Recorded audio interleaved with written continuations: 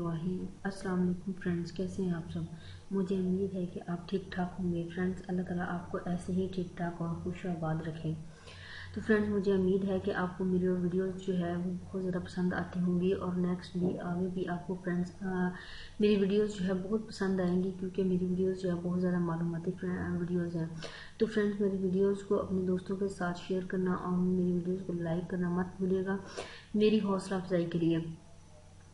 और मेरे चैनल को सब्सक्राइब करना भी मत भूलिएगा, क्योंकि इससे आपको जो है हर आने वाली मेरी नई वीडियो मिल जाया करेगी जिसमें जो है बहुत सारी मालूमात मौजूद होती है। फ्रेंड्स, आज जिस शख्सियत के बारे में मैं आपको बताऊंगी उनका नाम है हजाज बिन यूसुफ।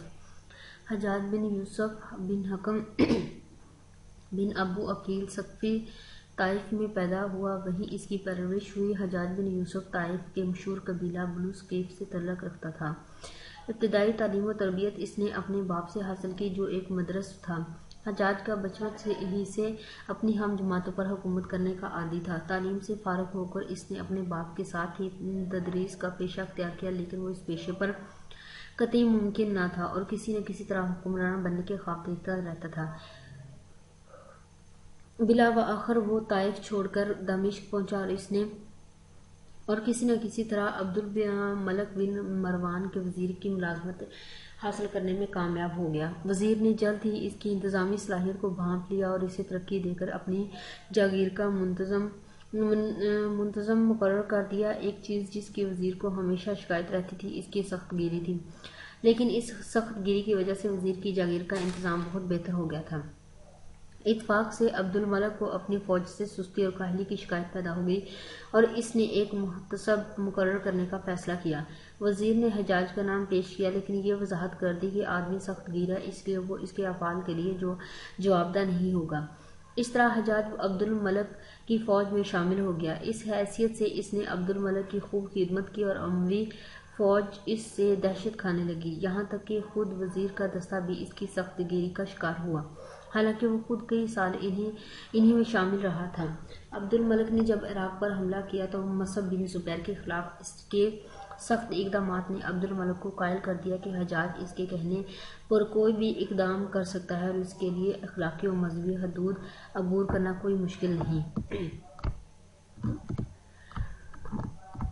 अब्दुल्ला बिन जुबैर इस वक्त मक्का में पनाह गुज़ीर थे और अब्दुल मलक को इनकी हुकूमत ख़त्म करने के लिए किसी ऐसे शख्स की तलाश थी जो अब्दुल्ला बिन जुबैर का खात्मा कर सके। चनाचे हजाज को इस मुहिम का इंचार्ज बनाया गया। इसने मक्का की नाकाबंदी करके ग़ज़ाई बहरान पैदा कर दिया और संगबारी की। जब शामी खाना काबा की हुर्मत या अब्दुल्ला बिन जुबैर की अखलाकी अपीलों की वजह से हिचकिचाते तो हजाज खुद संगबारी करता था। इस मुहिम में इसने इंतहाई शफ़ाफ़ी का मुजाहरा करके अब्दुल्ला बिन जुबैर को शहीद कर डाला और इनकी लाश को कई रोज़ तक फांसी पर लटकाए रखा।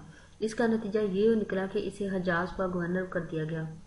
हजाज बिन यूसुफ को गवर्नर हजाज इसलिए बनाया गया था कि वो अमवी इक़्तिदार को इस मुक़द्दस सरज़मीन में मुस्तहकम कर डाले। चनाचे कुछ देर तक मक्का में मुकीम रहा। इसने हर शख्स को कत्ल करवा डाला जिससे अमवी इक़्तिदार के खिलाफ जुबान खोलने की तवक्का की जा सकती थी।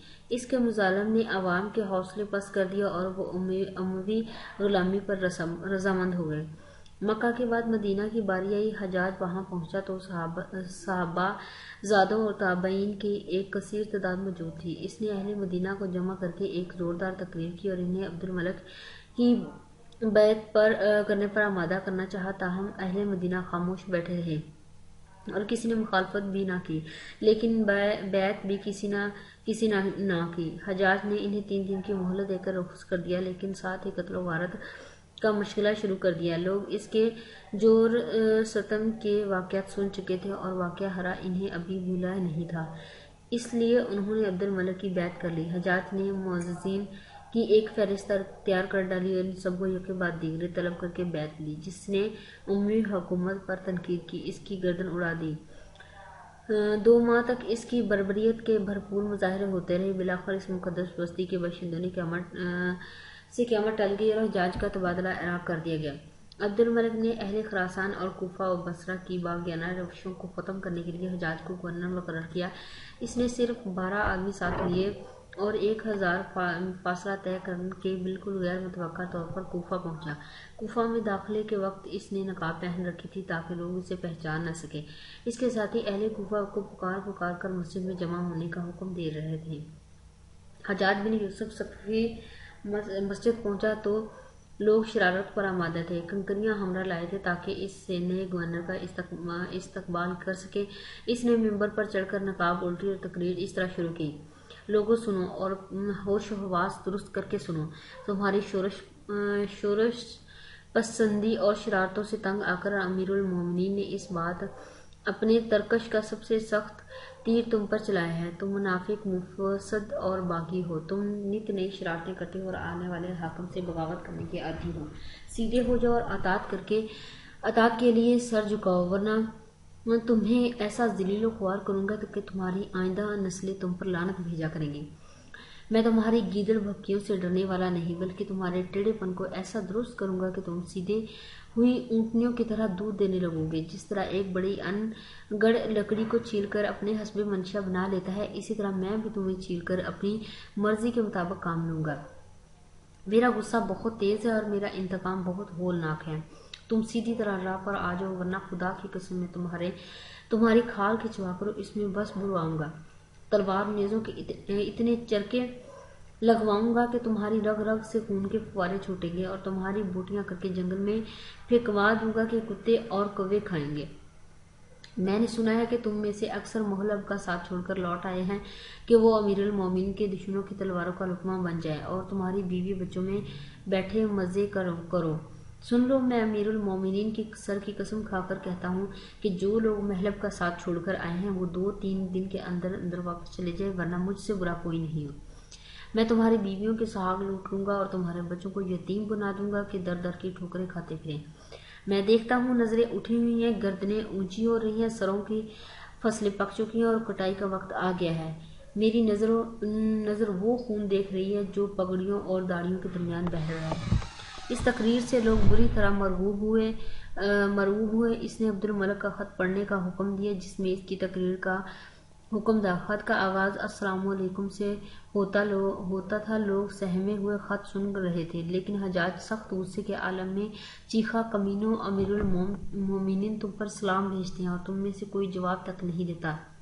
اس پر سب لوگوں نے بیک وقت سلام کا جواب دیا اور خط کو نہایت غور سے سنا۔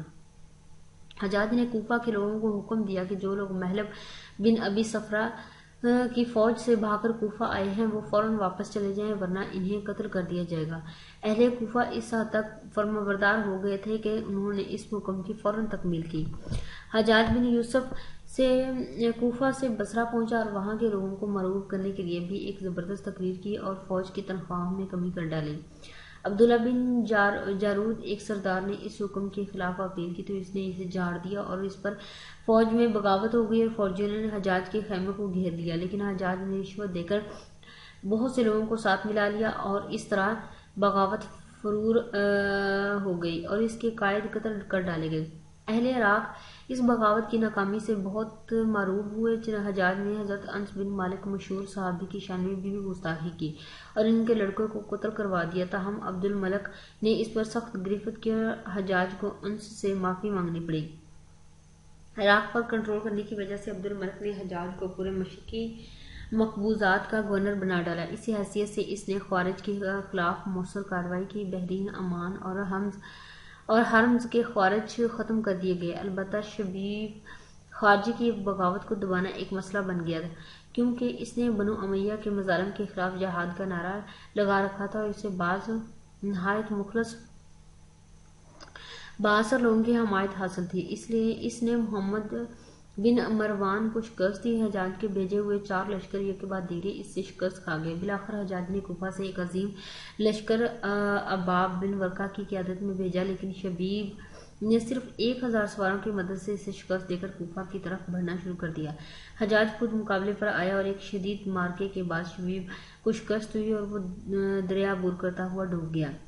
حجاج کے ظالمانہ رویے کے خلاف سب سے بڑی بغاوت اموی سالار عبد الرحمن بن اشعث نے کی۔ وہ ترکستان کے محاذ پر زنبیل کے خلاف برسر پیکار تھا۔ اس نے مفتوح علاقے کا انتظام درست کرنے کے لیے تھوڑی دیر تک جنگو جدل ملتوی کیا تو حجاج نے اسے ایک نہایت سخت خط لکھا اور اس پر وہ اور اس کی فوج بغاوت کرنے پر آمادہ ہوئی اور انہوں نے زنبیل سے صلح کر لی اور عراق واپس لوٹ کر بصرہ پر قبضہ کر لیا۔ حجاج نے شامی فوجوں کی مدد سے ان کا مقابلہ کیا تو شکست کھائی اور صورتحال تھوڑی دیر تک اموی حکومت کے کنٹرول سے باہر ہو گئی۔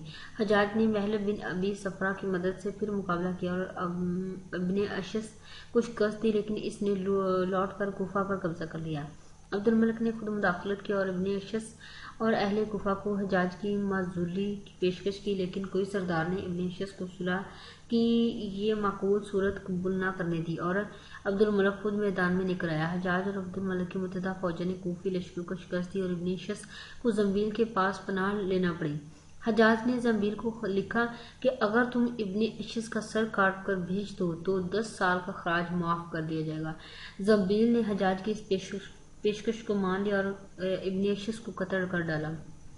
حجاج نے ولید بن عبد الملک کے عہد میں فتوحات پر زیادہ زور دیا اور سندھ اور ترکستان میں بے شمار فتوحات کی۔ اس نے اپنے بھتیجے محمد بن قاسم کو سندھ پر حملہ کرنے کا حکم دیا اور یوں ہندوستان میں پہلی مرتبہ مسلمانوں کی باقاعدہ حکومت قائم ہوئی۔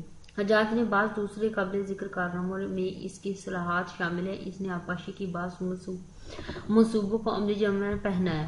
حجاج کا ایک اور کام نو مسلمان پر جزیہ کا نفاذ ہے۔ چونکہ لوگ تیزی سے مشرف با اسلام ہو رہے تھے، حجاج کو یہ خطرہ لاحق ہوا کہ اس طرح لوگ مسلمان ہوتے رہے تو حکومت کی آمدن کم ہو جائے گی۔ چنانچہ اس نے نو مسلمانوں پر جذبہ لگا دیا اور اس سے مفتو قوموں میں شدید رد عمل پیدا ہوا۔ حجاج بن یوسف بہت باصلاحیت انسان تھا، وہ حکومت کے استحکام کے لیے ہر کام کرنے کو تیار رہتا۔ اموی حکومت کے استحکام میں اس کا بہت بڑا حصہ ہے۔ اس نے اخلاقی و مذہبی احکام کو ہمیشہ خلیفہ کی خوشنودی کے لیے قربان کیا اور حجاز و عراق پر مضبوط اموی کنٹرول قائم کر دیا۔ معاشی استحکام کے لیے اس نے معاشی اصلاحات نافذ کی اور غیر مسلموں سے جزیہ وصول کیا۔ اس کا مزاج فاتحانہ تھا، اس لیے اس کی عہد میں فتوحات بھی حاصل ہوئی، لیکن یہ صرف تصویر کا ایک رخ ہے۔ دوسرا رخ یہ ہے کہ وہ نہایت ظالم اور سفاک انسان تھا، جا بجا تلوار استعمال کرتا۔ انسان جان کی حرمت اس کے نزدیک کوئی معنی نہیں رکھتی تھی۔ حرم کا احترام اس نے بے دریغ اٹھایا، حرام مہینوں کا احترام بھی وہ کم ہی کرتا تھا۔ عراقیوں اور اجمی مسلمانوں سے اس کا سلوک نہایت ظالمانہ تھا۔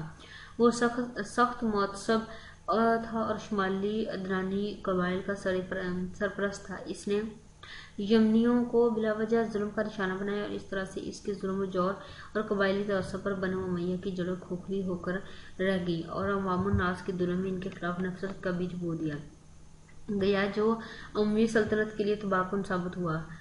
حجاج نے اپنی تلوار تقریر قوت بنو امیہ کے استحکام کے لیے استعمال کی، جس سے وقتی طور پر اموی حکومت مستحکم ہو گئی، لیکن اس کی غلط کاریوں نے عوام کو اموی حکومت سے برخاستہ کر دیا۔